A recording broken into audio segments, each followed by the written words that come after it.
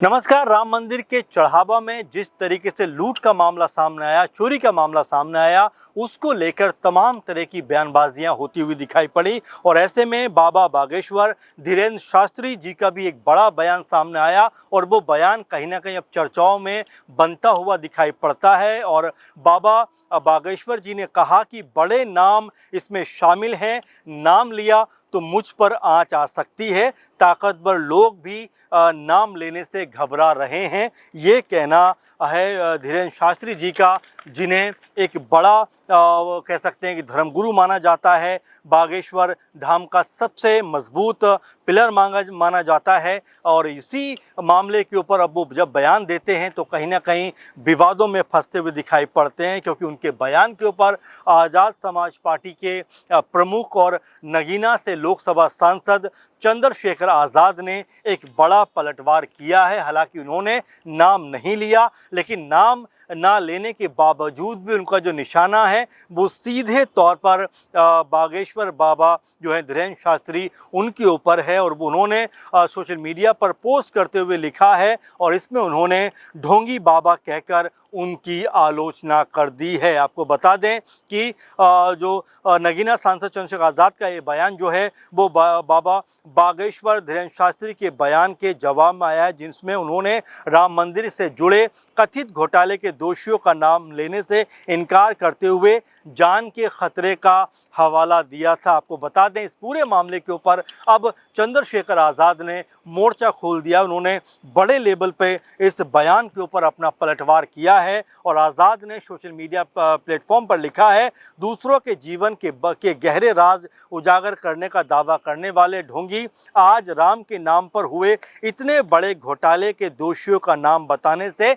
क्यों डर रहे हैं। जान के खतरे का बहाना बनाकर नाम लेने से बचने का स्वांग रच रहे हैं। जब ईश्वर की पर्ची के नाम पर इतना बड़ा धार्मिक व्यापार खड़ा कर दिया तो आज ईश्वर के घर में हुई इस कथित लूट पर बाबा के चमत्कारिक दावे कहाँ गायब हो गए। ये चंद्रशेखर आज़ाद ने धीरेन्द्र शास्त्री बाबा के ऊपर एक बड़ा आरोप लगा दिया है। उन्होंने कटाक्ष करते हुए कहा है कि जब दूसरों के नामों की पर्चियां आप निकालते हैं, दूसरों के जीवन को आप खंगालते हैं, दूसरों के जीवन के बारे में आप तमाम चीज़ों को उजागर करते हैं, ऐसे में जब राम के घर में इतनी बड़ी लूट हुई तब आपकी पर्ची कहाँ है? आपने क्यों नामों को उजागर नहीं किया? और आप जब बयान देते हैं तो ऐसा बयान देते हैं जिसमें कहीं ना कहीं आप ही फंसते हुए दिखाई पड़ते हैं, क्योंकि आप ये कहते हैं कि जान का खतरा है। यानी आप कहीं ना कहीं घबराते हैं, डरते हैं, आप नामों को लेने से बचते हैं। और चंद्रशेखर आज़ाद यहाँ पर ये कहते हैं कि जान का खतरा बताकर बहाना बना रहे हैं और यहाँ पर अपने आप को बचाने के लिए स्वांग रच रहे हैं। और वो कहते हैं कि जब ईश्वर के नाम पर आप पर्चियाँ निकालकर धार्मिक तौर पर अपना बड़ा व्यापार खड़ा कर लेते हो और तब जब ईश्वर के घर में इतनी बड़ी कथित लूट होती है तब आपकी खामोशी क्यों दिखाई पड़ती है, आपकी चुप्पी क्यों नज़र आती है। ये चंद्रशेखर आज़ाद का कहना है। आपको बता दें कि आज़ाद ने इसके आगे क्या कहा। आज़ाद कहते हैं कि चमत्कार के नाम पर सदियों से जनता को मूर्ख बनाया जाता है। अब लोगों को समझ आना चाहिए कि न्याय धर्म ग्रंथों या पर्चियों से नहीं बल्कि देश के संविधान, कानून और पुलिस की जांच से ही मिलेगा। चंद्रशेखर आज़ाद ने इस पूरे मामले के बाद राजनीतिक गलियारों में जिस तरह से उनके बयान से हलचल मची है, उसके बाद में लगातार सोशल मीडिया पर आज़ाद के बयान को लेकर तमाम तरह की प्रतिक्रियाएं सामने आ रही हैं। और लोग ये भी कहते हुए नज़र आ रहे हैं कि आखिर दूसरों के जीवन के बारे में सब कुछ खोल कर रख देने वाले जो बाबा हैं धीरेन्द्र शास्त्री, उनकी खामोशी क्यों है इस पूरे मसले के ऊपर। और जिस तरह का बयान वो देते हैं वो बयान भी तथाकथित तौर पर कहीं ना कहीं कटघरे में खड़ा होता हुआ दिखाई पड़ता है। अब आपको बता दें कि बाबा बागेश्वर ये कहते हुए नजर आए कि बड़े नाम शामिल हैं, नाम लिया तो मुझ पर आँच आ सकती है, ताकतवर लोग भी नाम लेने से डर रहे हैं। अब ताकतवर कौन हो सकता है ये बाबा जी को बताना चाहिए, जो सबसे बड़े अपने आप को ताकतवर बाबा मानते हैं, अपने आप को चमत्कारिक बाबा मानते हैं, हनुमान जी से बात करने की बात करते हुए नज़र आते हैं, तमाम लोगों के भेद वो है सामने रखते हुए नज़र आते हैं।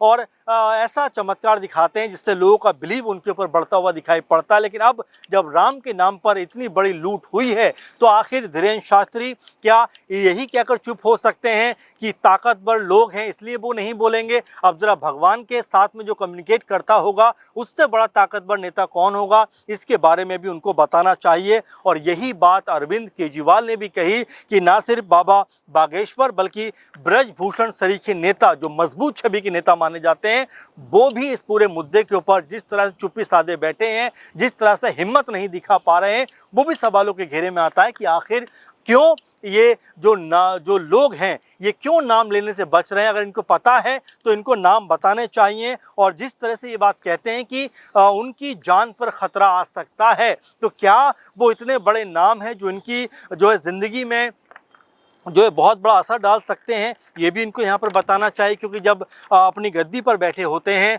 और जब तमाम तरह से लोगों की ज़िंदगी से के बारे में राज खोलते हुए दिखाई पड़ते हैं तमाम चिट्ठियाँ पर्ची के ज़रिए ये उनकी ज़िंदगी से तो जो मुश्किलात हैं उनको जो है उनको बताते हुए दिखाई पड़ते हैं। लेकिन जब राम मंदिर में इस तरह का बड़ा मामला निकलकर सामने आता है तो आखिर इन चमत्कारिक बाबाओं की चुप्पी क्यों जो है दिखाई पड़ती, क्यों खुलकर इनकी कोई बात नज़र नहीं आती? क्योंकि जिस तरह से आज़ाद ने कहा कि इतना बड़ा व्यापार उन्होंने धर्म का व्यापार, हालांकि वो शब्द का यूज़ कर रहे हैं कि पर्ची के नाम पर इतना बड़ा धार्मिक व्यापार खड़ा कर दिया। लेकिन आज जब ईश्वर के घर में इतनी बड़ी कथित लूट हुई है तो यहाँ पर बाबा के चमत्कार क्यों गायब हो गए, बाबा क्यों नाम नहीं ले पा रहे? और जो बात रखते भी हैं तो बाबा ये कहते हुए नजर आते हैं कि जान का खतरा मुझे हो सकता है। तो इस तरह चंद्रशेखर आज़ाद ने जिस तरीके से बाबा धीरेन्द्र शास्त्री के ऊपर तमाम तरह के आरोप लगाए हैं उससे राजनीतिक गलियारे में तमाम तरह की जो है चर्चाएं वो तेज होती हुई दिखाई पड़ती हैं।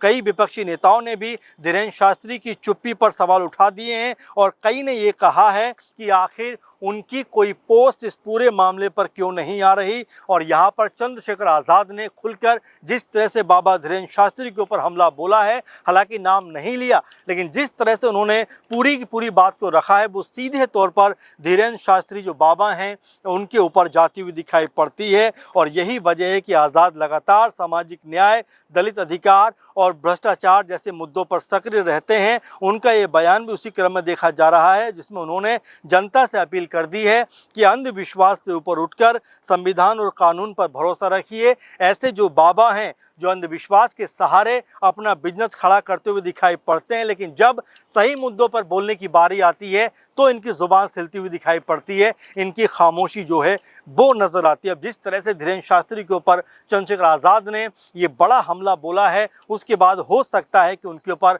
और भी तमाम नेता जो हैं वो अब बयान देते हुए दिखाई पड़े। क्योंकि जिस तरह से बाबा धीरेन्द्र शास्त्री ने कहा कि ये बड़े लोग हैं, बड़े नाम है इस लूट के अंदर, अगर वो उनका नाम लेंगे तो उनके ऊपर आंच आ सकती है, उनको जान का खतरा हो सकता है। यानी कि क्या बाबा बागेश्वर को ये पता है कि वो नाम कौन से हैं, किन लोगों ने घोटाला किया है, क्या वो जानते हैं? क्योंकि वो ये भी कहते हुए नज़र आते हैं कि ताकतवर लोग भी नाम लेने से डर रहे हैं। यानी कि ब्रजभूषण का जिक्र यहाँ पर वो करते हुए नज़र आते हैं कि ब्रजभूषण सरीखे नेता भी यहाँ पर नाम लेने से बचते हुए दिखाई पड़ते हैं। तो जाहिर बात है कि चंद्रशेखर आज़ाद ने जिस तरह से इस पूरे मुद्दे के ऊपर पलटवार किया है, हो सकता है कि सोशल मीडिया पर अब इस मुद्दे के ऊपर और ज़्यादा बयानबाजी होती हुई दिखाई पड़े। लेकिन इतना ज़रूर है कि ऐसे गंभीर विषय के ऊपर बाबा जो धीरेन्द्र शास्त्री हैं, बागेश्वर धाम के नाम से वो जाने जाते हैं, जाहिर बात है कि उनको अपनी चुप्पी यहाँ पर तोड़कर, और जिस तरह वो कहते भी हैं